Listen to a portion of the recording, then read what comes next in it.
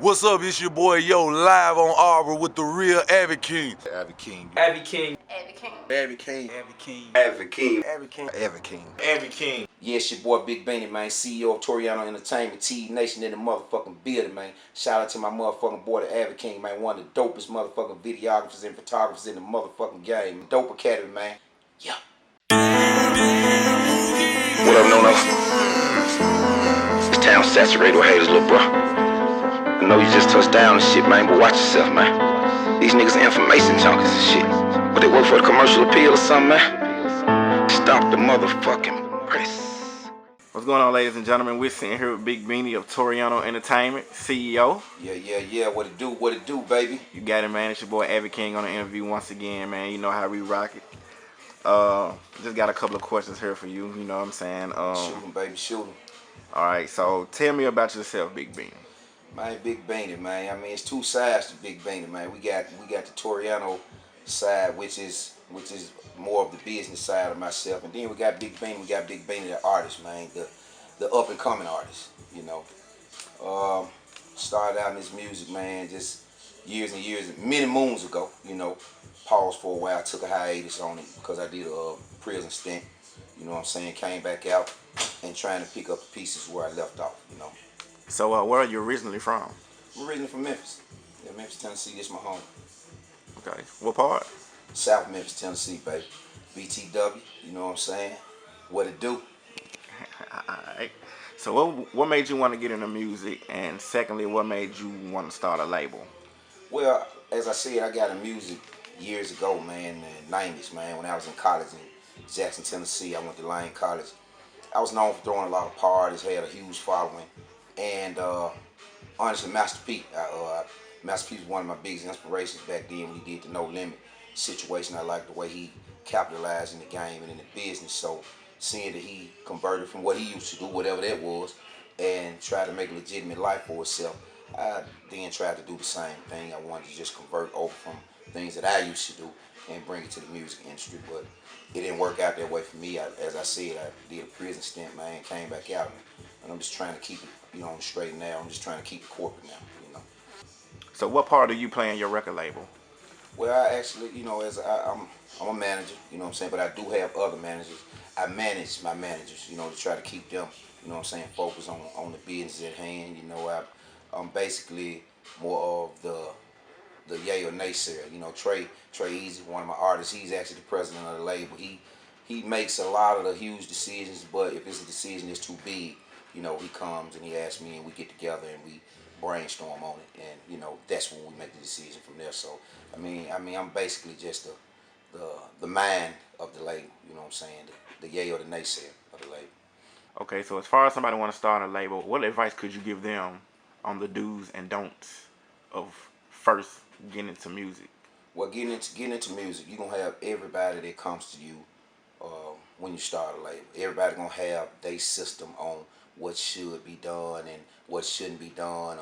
They want to point you in this direction. So you're going to have people pulling at you in several different directions. And my advice to people is scattered thoughts bring scattered results. You have to actually come into this label, come into this music with the mindset that you're going to do what it is that you set out to do when it comes to starting a label. You know what I mean?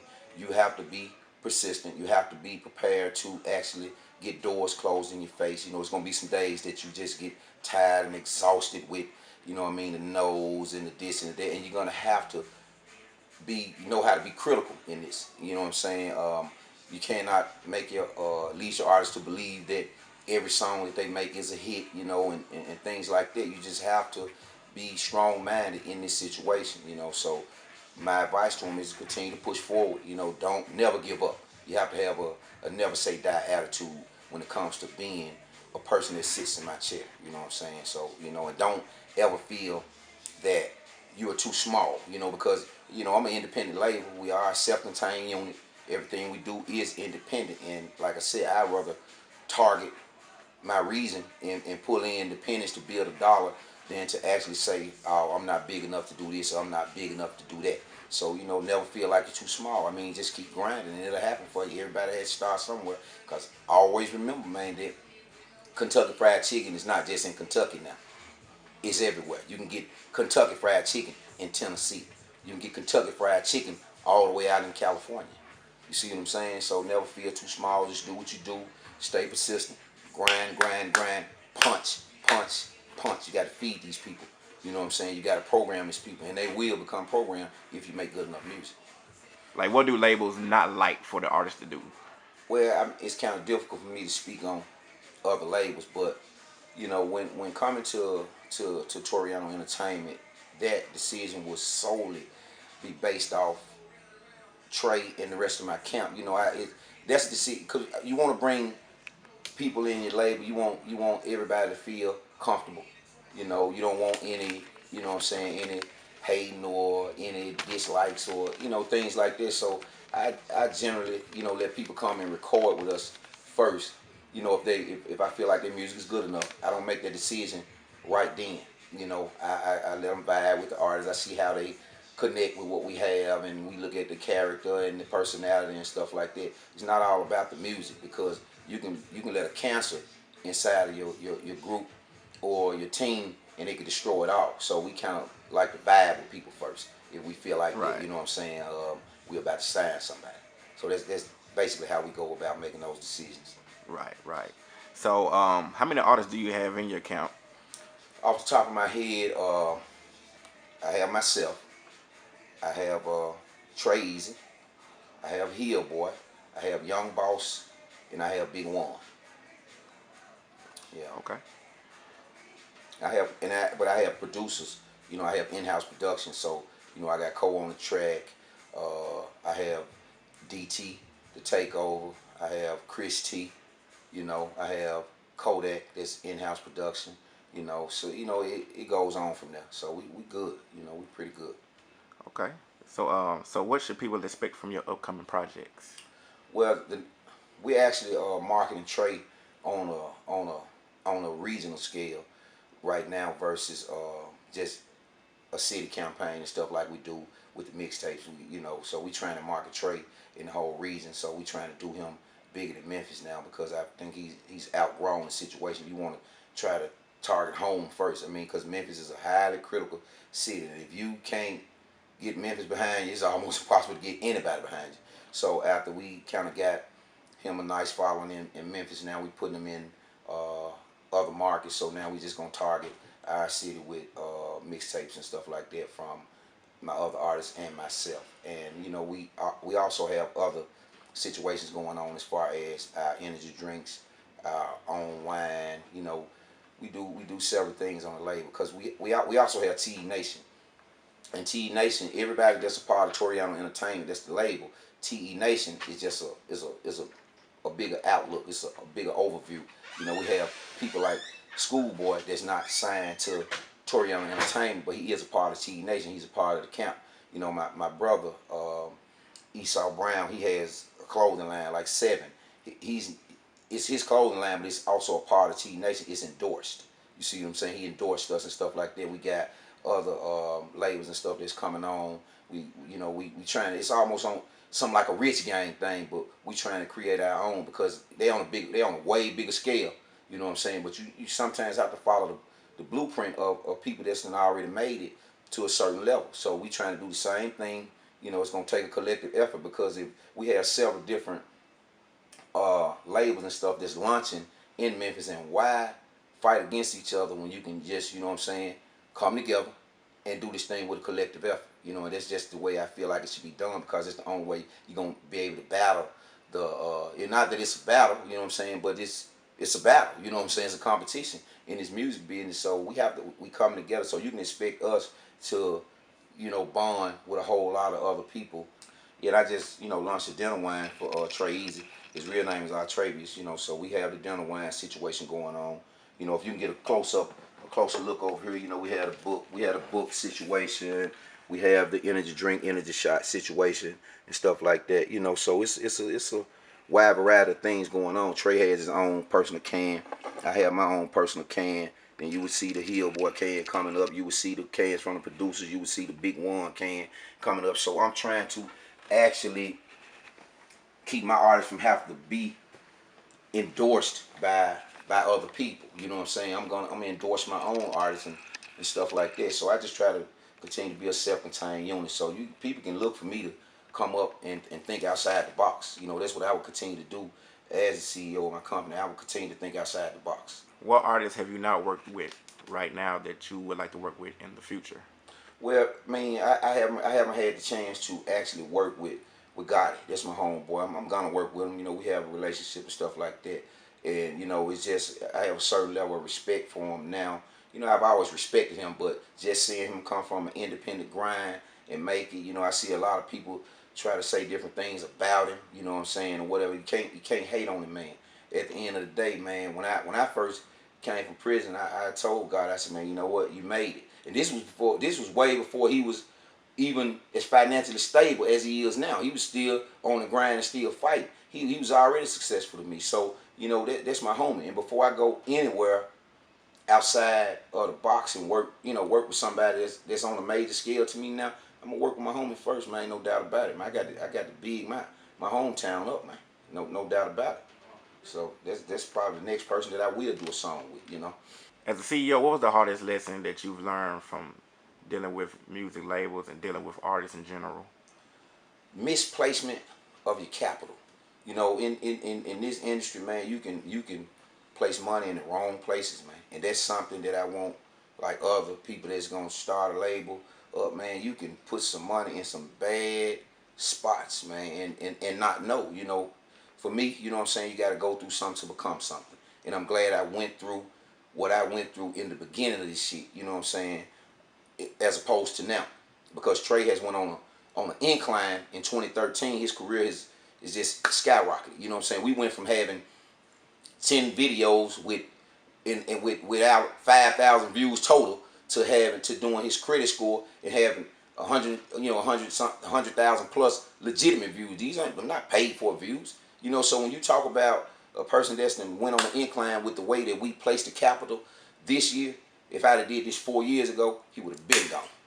He would have been gone. So I mean, coming from where we came from, man, I mean, I love it. You know what I'm saying? You got to bump your head to hurt. That's what they say. You know what I'm saying? I'm glad I did it. So now, you know, nobody can show me how to get to this point. You know what I'm saying? I actually brought myself to this point, because if somebody placed you on the top, you know, you really don't know how you got there. So if you ever fall, you don't know the way. And, you know, I know the way because we went through stop signs, detours. You know, instead of just riding, enjoying the scenery, we was driving, baby. So you got to pay attention to where you're going. So that was one of the biggest lessons, man, misplacement of capital. Do you have any projects coming out? Yeah, I have Illustration of a Boss's Life about to come out February. It's actually in the mixing process now. Shout out Big Phil on the track. He's actually doing mixing for me right now. And I've been rapping, like I say, I chose to rap not because I could, you know, it was because once I started the label, it was just Trey and myself, and I had an R&B artist at the time. And I could see the R&B artist kind of acting a little bit different, you know, as his album dropped and things started to change in his life and stuff like that. So I never wanted to be at the point where I have a label but no artist. You know, this is my investment. That would have been a dead investment. So what I needed to do, because if I had, you know, 18 wheelers, I would want to know how to drive one in case my driver couldn't make it. Because if my driver can't make it, what the fuck I'm going to do?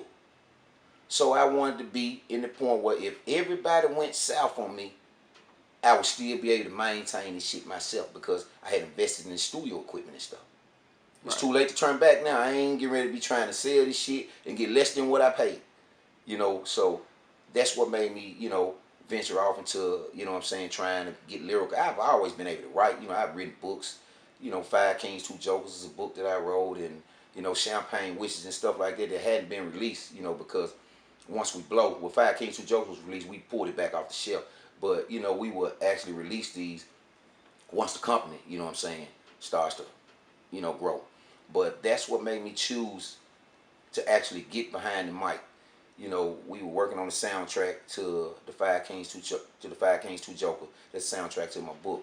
Trey and I and another guy. You know, I really don't give out free press. I have said this in several interviews. I ain't calling no names. You know, damn who he is. Cost me way too much money, and I'm not happy about it. But like I said, we we did that, and once he started to act a certain way, late for the studio, it was time to mix Trey album. Now he fucking up the man's files and all of those bullshit like that, and that's what made me say, hey, you know what? You gonna have to get in here and you gonna have to learn this shit yourself, Can't be too hard, you know what I'm saying? So, I'm a smart person, so I got in there and released the first album. I was like, oh, okay, that's cool, and did the second mixtape. Damn, you getting better. And as I've been working on this third, right now I got like 70 songs, and I'm not even a rapper. You see what I'm saying? So and I see myself going hard and getting better and better and better, I probably have more songs than the average person that is a rapper. I'm not a rapper, but I do rap. It's almost like me, what I'm saying, coming up punching a motherfucker in the face, and they like say you're a violent rapper. No, whoever said I was a rapper, but I do rap. Right. That's what it is for me. So I chose that craft, simply because I never wanted to be in a business that I couldn't continue to push further. That's what made me do it. Big Beanie the CEO, Big Beanie the artist, and Big Beanie the producer. And the business, Big Beanie the businessman. And Big Beanie the businessman. It's more of a businessman than anything. You know what I'm saying? More of a businessman than anything. Big Beanie has a business mind, as I said. I think outside of, the norm when it comes down to being on a independent, self-contained level. I try to do it bigger than the average independent label. That's just what I do. So I know you guys work with a lot of different artists. Which artists that come to the studio have you vibe with the most? Like when they come in the studio, y'all just vibe off top. Well, I mean, as far as Trey, I can say that it was a toss-up between Rocco and Gorilla Zoe. I mean, Trey vibe like hell with and they cool people with me. I can't front about that, but just the vibing part, he vibed like hell with both of those. The only features I actually have done, outside of my camp is OG Boo Dirty. We got a nice record together, so Boo Dirty actually came in the studio one day, and he started to take me serious. See, the first mixtape he was like, boy, what the hell you doing? He listened to it, it's cool though, And he heard the second one, he was like, damn, you for real about this shit. So when I was as I've been working on this illustration of a boss's life, I was actually doing a song called Boss Life. That's the song I was doing. He fell up in the yo one day, and I was about to drop the second verse, and he heard it. He was like, damn. Well, you done came up some, and I'm about to jump on this record. I was about to drop. He said, man, leave the second verse over. Give me about 15 to 20 minutes, and I'm going to have you straight. And that's how that record actually happened, man. So that lets me know that I have had some form of growth in this shit, because, like, you got, like, dudes that really rap, respecting the nigga in this shit now. You got motherfuckers, like, afraid for their spot now. That's what I want to see. Like, damn, man, Beanie coming. He coming up, and every time I feel like I haven't reached a certain plateau, it's like my own fucking artist push my ass back down. Like when I feel like, all right, Trey, I got your ass now, dude. Man, he come here, he smash me every time, and that's what I want to see. I love the competition. It ain't no hating in this shit. So that boy there, he's so lyrical, and so you never know what to expect out of him, man. So that's what I like. And my young boss is my other artist, man. He's a youngster, and he's very lyrical. I love the competition with all of them, from Hill Boy to everybody. I love that shit, man. I can't even lie, man. And we all go in there, we try to smash each other, man. It's all in fun. There ain't no hating on this side. Vicious rumors, I'm under the microscope. They praying for my downfall, but still I stay afloat. These niggas speaking on my name and they don't even know me. What they mad, I raped the game and I ain't even Kobe. Got out, handle my biz, then multiplied my chips. Just bought the club, paved the wrist, then cruise the town in my whips. Not responding to you haters, designing clothes with my tailor. Valet my shit, that's a red post, bitch, give business tips to my waiter.